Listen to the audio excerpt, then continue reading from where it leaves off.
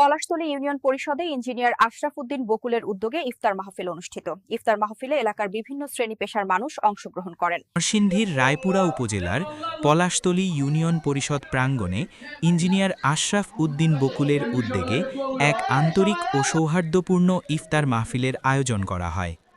রমজানের পবিত্রতা ও ভ্রাতৃত্ববোধকে সামনে রেখে আয়োজিত এই ইফতার মাহফিলে এলাকার বিভিন্ন শ্রেণী পেশার মানুষ অংশগ্রহণ করেন।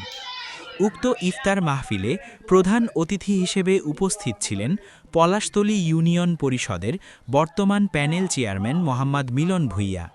এ সময় তিনি রমজানের তাৎপর্য তুলে ধরে সকলকে মানবিকতা, সহমর্মিতা ও সমাজ সেবামূলক কাজে এগিয়ে আসার আহ্বান জানান।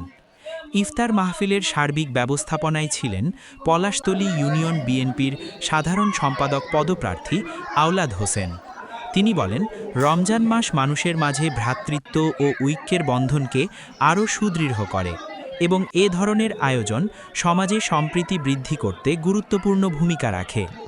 এছাড়াও অনুষ্ঠানে পলাশতলী ইউনিয়ন পরিষদের সম্মানিত সদস্যবৃন্দ সহ এলাকার গণ্যমান্য ব্যক্তিবর্গ ও সর্বস্তরের মানুষ উপস্থিত ছিলেন।